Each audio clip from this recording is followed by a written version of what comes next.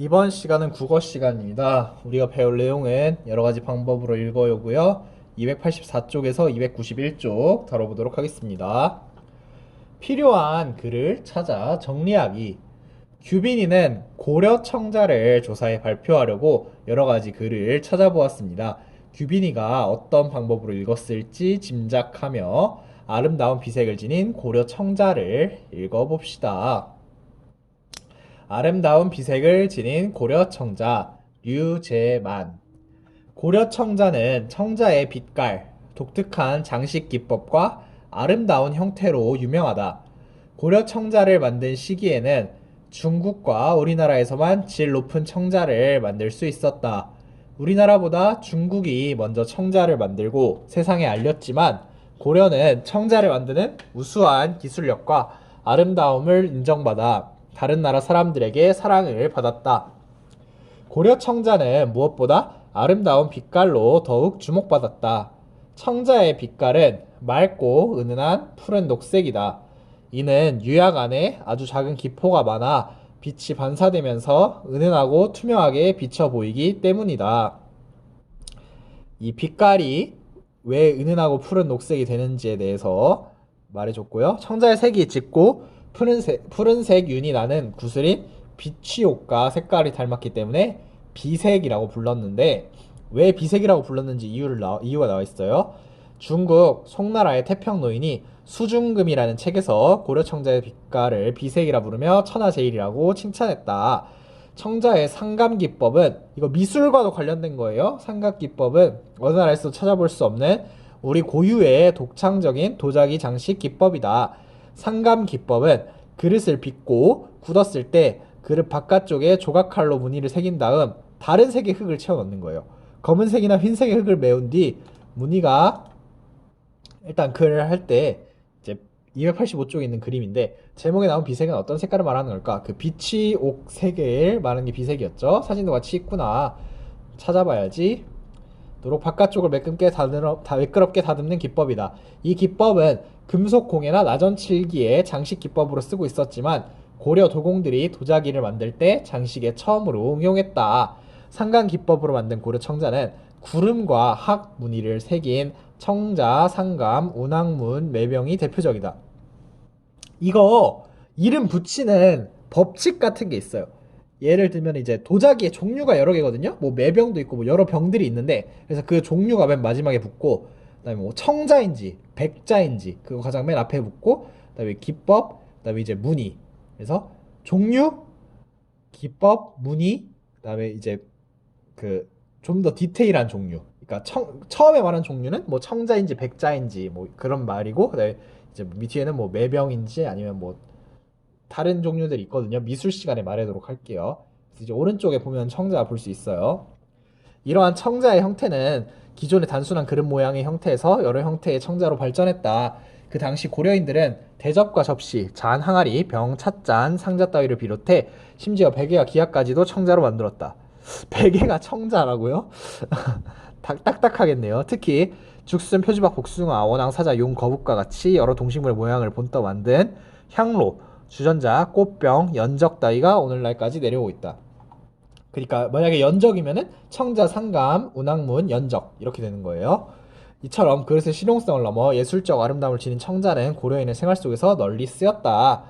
고려 청자는 맑고 은은한 비색으로 유려한 곡선을 강조하며 상관 기법으로 회화적인 아름다운 무늬를 표현한 것이 특색이다.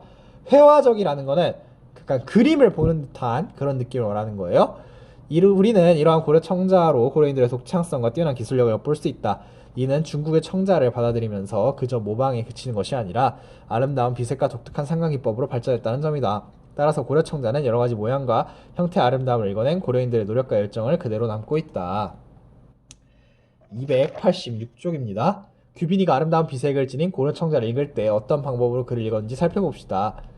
규빈이가 밑줄 친 부분만 읽었다면 그 까닭은 무엇일까요? 그 목적이 고려 청자를 조사해서 발표하는 게 목적이었잖아요. 만약에 밑줄 친 그 부분만 읽었으면은 그 발표에만 집중을 한 읽기 방법이 됐을 것 같아요. 밑줄 그은 부분은 어떤 내용인지 생각해봐요. 그래서 보기 낱말을 이용해 규빈이가 읽은 방법을 정리해보세요. 이건 쉬우니까 여러분이 빈칸 채워넣기 합시다. 자신에게 필요한 내용인지 알려면 처음부터 끝까지 자세히 읽기보다 제목을 보고 내용을 짐작하거나 관심 있는 내용인지 훑어봐야 돼요. 그러니까 읽기 방법에는 훑어 읽기랑 찾아 읽기가 있어요. 훑어 읽기는 내가 필요한 정보가 있는지 빠르게 보고 넘어가는 게 훑어 읽기. 찾아 읽기는 이제 뭐 내가 이거에 대해서 보다 자세한 내용을 알아야겠다. 그럴 때 만약에 이 글에 대해서 선생님이 평가를 보겠다. 이랬을 때는 내용 샅샅이 봐야 되잖아요. 그게 이제 찾아 읽기 방법이에요. 다시 읽기 방법엔 훑어 읽기와 찾아 읽기 방법이 있습니다. 규민이가 글은 읽을 과정을 살펴봅시다. 읽은 까닭은 무엇일까요? 고려청자를 조사해 발표하려고 했죠. 그래서 필요하다고 생각한 부분은 무엇인가요? 뭐 밑줄 친 부분에 관해서 여러분이 보고 이 질문에 답변을 해보세요. 규빈이처럼 글을 읽은 경험이 있나요? 훑어 읽은 경험이 있는지 물어보고 있네요. 여러분이 채워봅시다.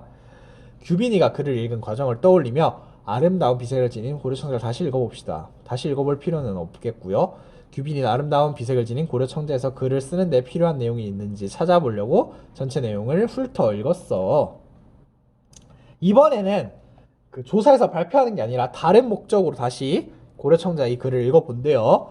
지환이는 외국에서 온 친구에게 고려청자를 알려주고 싶습니다. 지환이가 어떤 방법으로 읽었을지 짐작하며 아름다운 비색을 지닌 고려청자를 읽어봅시다. 아름다운 비색을 지닌 고려청자 류제만. 고려청자는 이거로 유명하다. 유명한 이유 3개. 청자의 빛깔, 독특한 장식 기법, 아름다운 형태. 이 3개로 유명하대요. 고려청자를 만들 시기에는 중국과 우리나라에서만 질 높은 청자를 만들 수 있었다. 한 번 읽은 거니까 빠르게 읽을게요. 우리나라보다 중국이 먼저 청자를 만들고 세상에 알렸지만 고려는 청자를 만드는 우수한 기술력과 아름다움을 인정받아 다른 나라 사람들에게 사랑을 받았다. 고려 청자는 무엇보다도 아름다운 빛깔로 더욱 주목받았다. 유명한 이유 중 첫 번째, 청자의 빛깔은 맑고 은은한 푸른 녹색이다. 이는 유약 안에 아주 작은 기포가 많아 빛이 반사되면서 은은하게 투명하게 비쳐 보이기 때문이다. 청자의 색이 짙고 푸른색 윤이 나는 구슬인 빛의 옷과 색깔이 닮았기 때문에 비색이라 불렀는데 중국 송나라의 태평노인이 수중금이라는 책에서 고려 청자의 빛깔을 비색이라 부르며 천하제일이라고 칭찬했다. 청자의 삼각기법은 어느 나라에서도 찾아볼 수 없는 우리 고유의 독창적인 도자기 장식 기법이다. 상감기법. 상감기법은 그릇을 빚고 굳었을 때 그릇 바깥쪽에 조각칼로 무늬를 새긴 다음 검은색이나 흰색의 흙을 메운 뒤 무늬가 드러나. 근데 글 읽기 전에 289쪽에 또 그림이 있어서 그것도 볼게요. 외국에서 온 친구는 고려청자를 잘 모를 거야. 고려청자를 자세히 알려주고 싶어. 그래서 찾아 읽기를 쓰는 것 같아요. 고려청자의 뛰어난 점이 무엇인지 자세히 살펴보고 내가 아는 내용과 비교해 읽어봐야지. 도록 바깥쪽을 매끄럽게 닫는 기법이다. 이 기법은 금속공예나 나전 칠기의 장식 기법으로 쓰고 있었지만 고려 도공들이 도자기를 만들 때 장식에 처음으로 응용했다. 상감 기법으로 만든 고려 청자는 구름과 항무늬를 새긴 청자 상감, 운항문, 매병이 대표적이다. 이러한 청자의 형태는 기존의 단순한 그릇 모양 형태에서 여러 형태의 청자로 발전했다. 그 당시 고려인들은 대접과 접시, 잔, 항아리, 병, 찻잔, 상자 따위를 비롯해 심지어 베개와 기약까지도 청자로 만들었다.